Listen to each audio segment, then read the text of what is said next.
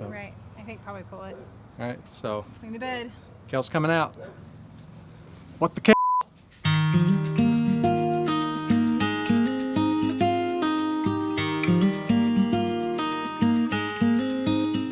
Good afternoon, everybody. Welcome back. It's going to be a busy afternoon for sure. We've been working on all kinds of stuff, but we got a lot of planning to do. We're actually a week behind on some of this, so we got to get some stuff in the ground out of the greenhouse. It's starting to show some wear and tear in there. It's been in there a little long. It's getting hot, and watering that every day it isn't going to work out. So we got to stick with the schedule and get some of this stuff pulled out that is ready to go and put in the new stuff.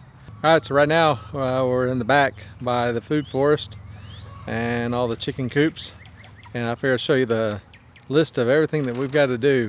And we got to get this done pretty quick today. So back here we've got to put in some flint corn, sweet potato squash, and loofah just right here by this coop. And then in the food forest we got our eggplants we're going to transplant out. We've got green beans that need to go in. We got jalapeno and sugar rush peach and some cherry tomatoes that are going to go on the large trellis. We've got, or small trellis rather. Green beans will be on the large trellis. We got zucchini and squash. We're going to pull out some spinach and some remaining cabbage that bolted on us. And then we've got brandywine, which is our slicer tomatoes for this year. We actually got to install a trellis for that. That'll be, you can see this cattle panel behind me here. Hopefully we got some more T-posts when you get that in the ground. And we'll be taking out the, I think there's some parsnips that we'll have to pull some out of the way, and a little bit of carrots. We're actually going to leave the ones. We'll plant the tomatoes right down through the middle, and then hopefully not disturb a couple rows of carrots that'll be on either side. We'll give them time to mature, and then we're stacking functions back here in the food forest. That's about all back here. Then out front we've got acorn squash that needs to go in. Plant our okra. We got sweet corn, and we're going to support the sweet corn around it with some pink banana, golden hubbard, and spaghetti squash. So all of our vining squash will be around that sweet corn out front, and then some tepary beans out around the goji. So we've got all kinds of stuff to go in, and I guess we better get after it. I don't know where all my help is, but I'm sure they'll show up. All right, got some help, so we can get after it. First thing we're going to do back here, first thing she's going to do, I'm going to start making up some amendments for our long-term plantings for the tomatoes and stuff. This bed here, we call it bed 11. It's got we just harvested cauliflower and a lot of broccoli. We actually let some of the broccoli bolt. We've been getting lots of honeybees. There's actually been some hummingbirds visit it, which seems strange with the style of flower it is. And then we've got some more broccoli down there we've harvested off of. Probably grabbed the last of the side shoots right now, and this whole bed is coming out, and this is going to be eggplant. So we hate to pull out these ones that are flowering, but we do have a lot of our cover crop and a lot of other things that are flowering. So this isn't the only pollinator attractors in the garden. It's just a big cluster of it, and we've left it absolutely as long as we could now. So we've got to go ahead and get it out of the way.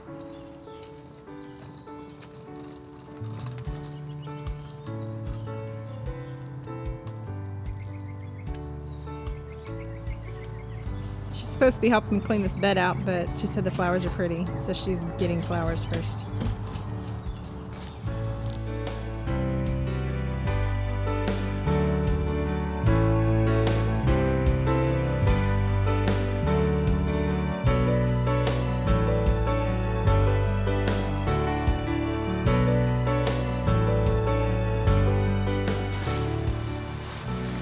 No waste. I'm gonna give the chickens this. Turn it into eggs, or well, future eggs of these little chickens. Yeah.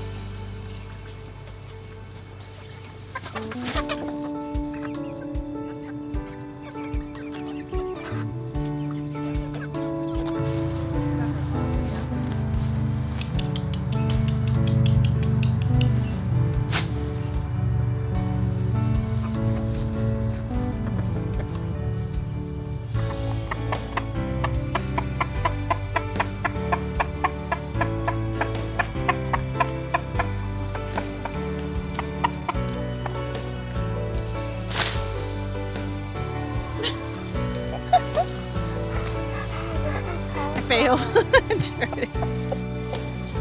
that one's cauliflower. Oh, there's still one in there.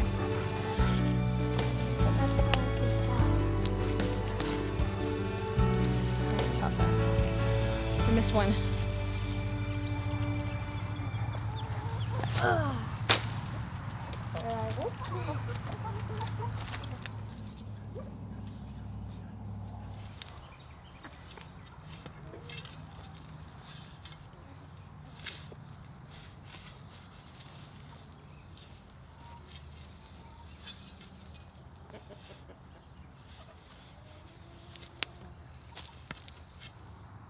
Don't like this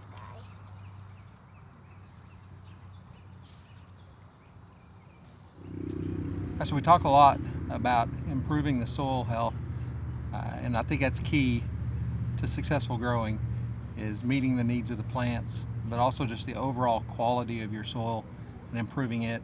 And it can be done through adding compost, by the no-till method, getting organic matter, whatever, into the soil and balance it out and improve it. And this is a good example of that. And we've shown you before the quality of this soil. And what we started out with was basically just clay up here with about 2 inches, if 2 inches, of pretty poor topsoil on top of it. And we actually converted this area into a back to Eden garden for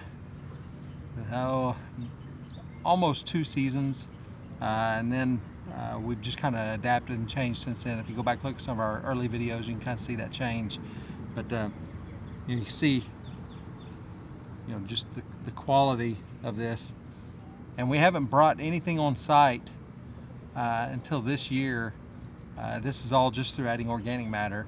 So through any other amendments, this year we're using the Miramichi green, some azomite, feather mill, things like that.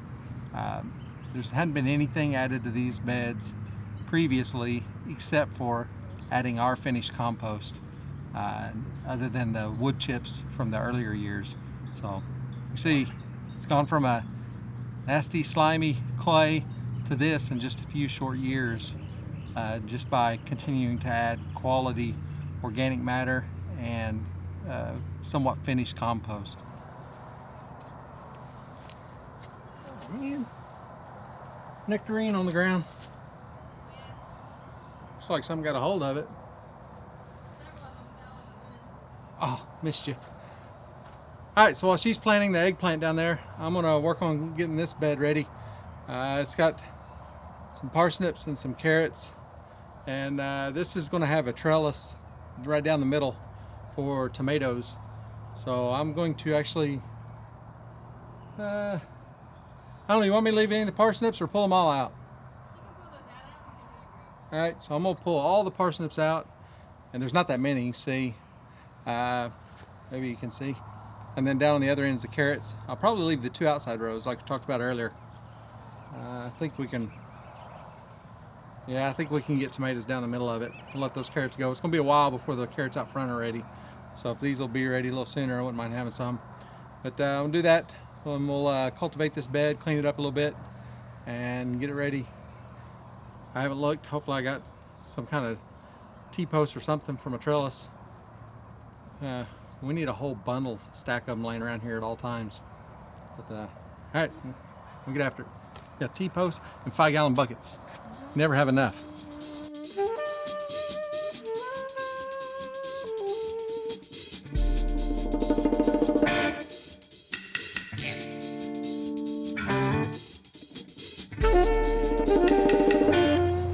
Alright, so you can see these roots are pretty small. Guess you can see them. But they had to come out, so we're going to clean them up, get the tops and bottoms off, and probably just roast them whole together. So we'll take this and make a nice little side dish. They had to come out, so we need that space down the middle.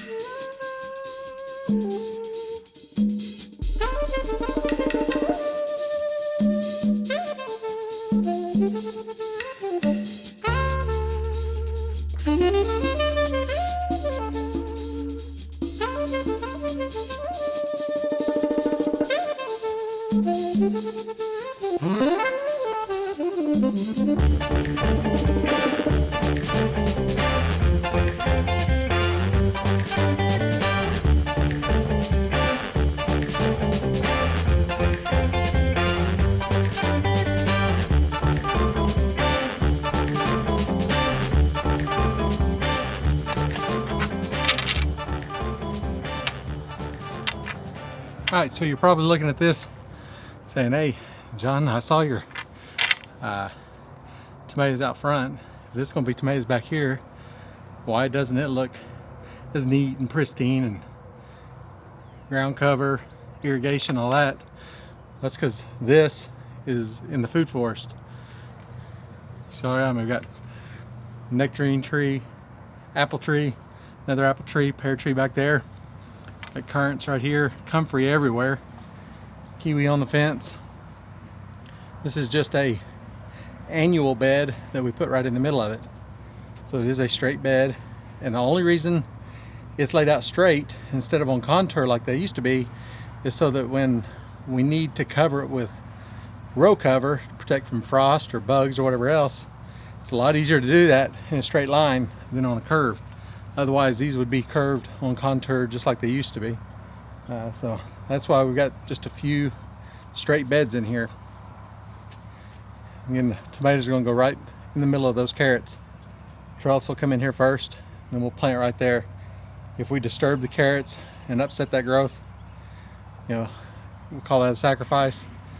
But the alternative is pull them out right now and lose them all together, or you know, not gain anything more than what we've got right now. So that's what we're going to do. And we've got 5 beds back here, and one of them's in potatoes, one's in kohlrabi, and the other 3 we're changing out today. All right, so that was bed 15. This is 14. It's got a little bit of spinach. It's got some cabbage that bolted, and some lacinato kale on the other end. And going in here is something else. I forgot what goes in here. You got the list. We made a list off our spreadsheet. I don't have my spreadsheet. 14. Where do you have it numbered? Zucchini and squash. Zucchini and squash. Yep. So, Okay. are we pulling the kale or leaving the kale? I don't know. It takes up about half the bed. So, I showed you it looks pretty good. So, yeah, Yeah. you just get up here. You're not in the camera. There you go. Okay. I look nasty. I don't know. Do you want to keep it? We can harvest it. You can dehydrate it. Yeah. You can actually freeze it and use it to cook it in eggs and stuff. Right. So we don't have to eat it fresh. I guess it depends on how much squash and zucchini you want. Well, they're going to take up a little bit of space. Yes, they are. This is about a 25-foot bed, so there's not that much room for squash and zucchini plants. You know, they're They get big. yeah, they're bush style. They're not vining. So Right. I think probably pull it. all right, so Clean the bed. kale's coming out. What the kale?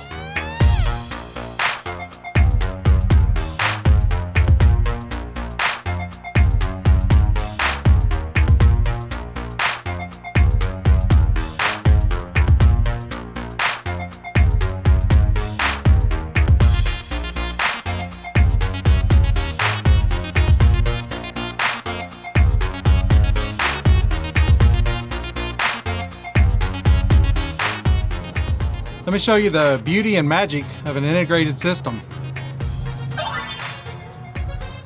You can immediately turn bolted greens into eggs.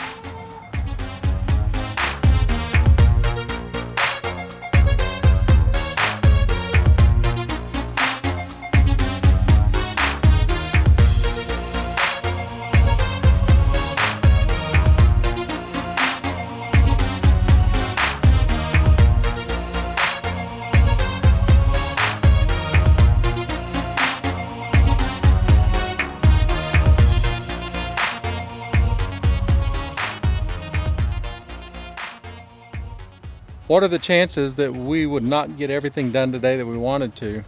100%. Guaranteed every day. So shoot for the stars and hit the moon or something like that. Anyways, Yeah. we're getting a lot done, but we're not going to get everything we wanted to get done. We wanted to make sure we had a full day's worth of work available. Of course, we didn't start out here till, gosh, it was 3 o'clock, 3:30. Something like that. You would think. It was 3:30 or later because we watched the flyover at 3. Yeah. So, well, we got these 2 beds cleaned out. She's planting squash and zucchini in this one, and we're alternating. And yeah, we're at risk of cross-pollination, and that's okay. Far end of this bed of these mounds, this bed of mounds, is getting a lot more direct sun right now and heat than this end. So we're alternating each of the mounds, yellow squash, zucchini, yellow squash, zucchini. My thoughts and hopes, maybe those will start producing first. We'll get a variety of both, and then we'll kind of get a progression down through here. This bed over here got cleaned out. Do not have the T-posts I want, so we're going to have to pick up some, and we'll get that one, the trellis up, and get it planted tomorrow. We did get this bed of eggplant in. I got it watered in good. This is about half of the plants we have, so we've got to figure out what to do with the rest of them.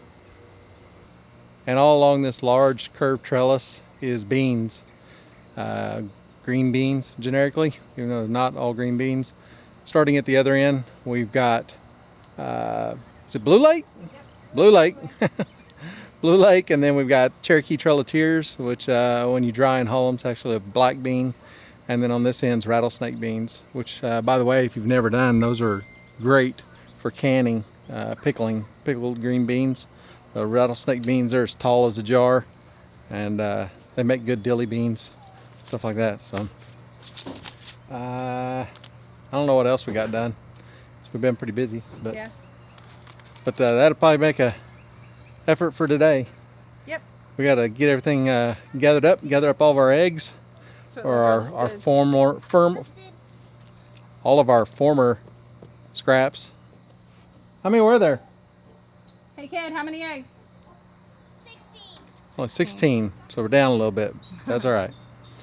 So, watered out front this morning.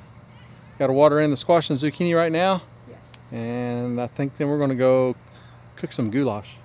I think the girls are already doing that for got us. a bug on you. I probably do. One of the girls may be already cooking, so that's good. Yeah. All right. Well, we'll be back out here again tomorrow. Try to wrap this up, but we'll see y'all next time. Bye.